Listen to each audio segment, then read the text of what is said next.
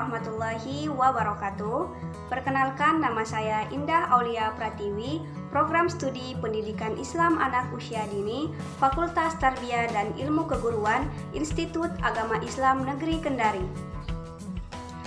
Oke, di video kali ini saya akan menjelaskan tentang ABK atau Anak Berkebutuhan Khusus. Nah, tentunya kita tidak asing lagi bukan dengan nama anak berkebutuhan khusus. Tetapi di tengah masyarakat masih banyak sekali yang memandang bahwa ABK itu adalah suatu hal yang negatif. Padahal anak berkebutuhan khusus itu adalah makhluk yang istimewa loh. Coba kita renungkan bahwasanya setiap makhluk ciptaan Tuhan itu pasti memiliki keistimewaan dan juga keunikan masing-masing, termasuk juga dengan anak berkebutuhan khusus. Tetapi mereka hanya perlu pendampingan lebih untuk bisa menjalankan kehidupan sehari-harinya. Oke, mari kita simak pengertian dan juga pengelompokan dari anak berkebutuhan khusus. Nah, jadi anak berkebutuhan khusus itu adalah suatu keterbatasan atau keluarbiasaan, baik itu secara fisik, mental, intelektual, sosial maupun emosional, yang dimana keterbatasan ini dapat mempengaruhi pertumbuhan dan perkembangan anak dibanding dengan anak-anak lainnya yang seusianya.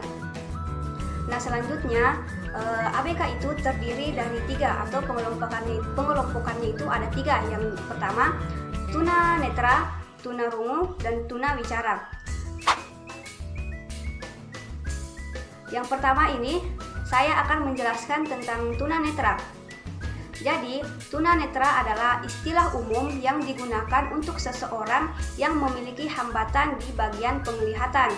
Nah, berdasarkan tingkatan gangguannya, tuna netra ini dibagi menjadi 2, yaitu buta total atau biasa disebut dengan total blind, dan juga masih memiliki sedikit penglihatan atau biasa disebut dengan low vision.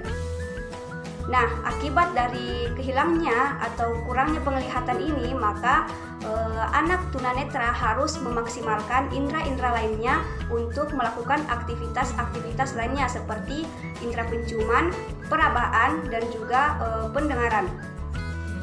Oke, selanjutnya yang menjadi pertanyaannya adalah apa sih yang menyebabkan terjadinya tunanetra itu?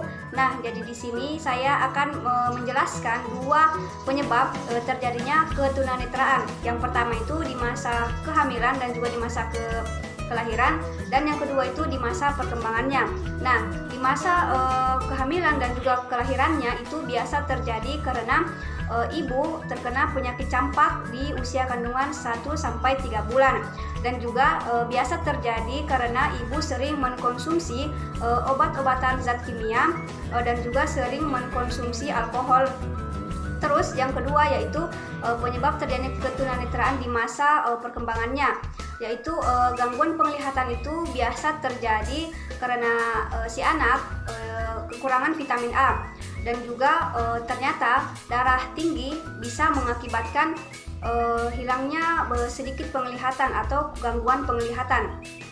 Nah, di masa sekarang itu sering terjadi untuk anak-anak atau seusia saya sendiri, biasa terjadi karena bermain HP di kegelapan. Nah, itu biasa yang menyebabkan gangguan dari penglihatan. Atau biasa juga yang menyebabkan terjadinya atau gangguan dari penglihatan itu adalah akibat kecelakaan, yang dimana kecelakaan itu merusak saraf tulang belakang, yang dimana saraf tulang belakang ini menghubungkan langsung dengan sistem saraf netra.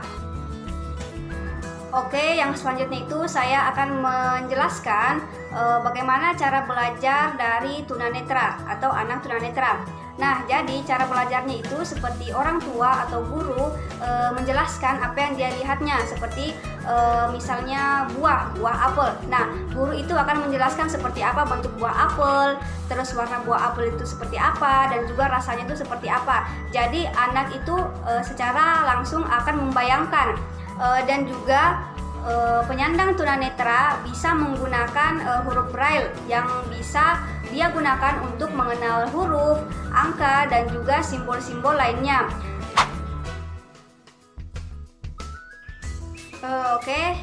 Setelah kita membahas tentang tunanetra, selanjutnya di sini saya akan menjelaskan tentang tunarungu. Nah, tunarungu itu sendiri adalah istilah umum yang digunakan untuk seseorang yang kekurangan atau mengalami gangguan di pendengarannya. Nah, tunarungu itu sendiri mencakup dua bagian, yaitu hilangnya pendengaran atau total dan juga masih memiliki sisa pendengaran. Nah, di bagian hilangnya pendengaran keseluruhan itu tidak dapat lagi digunakan alat bantu untuk melakukan proses komunikasi dan juga proses interaksi. Nah, sedangkan untuk masih memiliki sedikit sisa pendengaran itu masih bisa digunakan alat bantu. Nah, di sini tunarungu memiliki klasifikasi ada 4. Nah, yang pertama itu pada taraf yang ringan antara 5 sampai 25 dB. Yang kedua itu pada taraf sedang antara 26 sampai 50 dB. Yang ketiga itu taraf sedang taraf berat antara 51 sampai 75 dB. Yang terakhir itu pada taraf sangat berat antara lebih dari 75 dB. Oke, yang selanjutnya itu seperti tunanetra tadi, bahwa tunarungu juga memiliki penyebab akhirnya bisa terjadi tunarungu atau ketulian.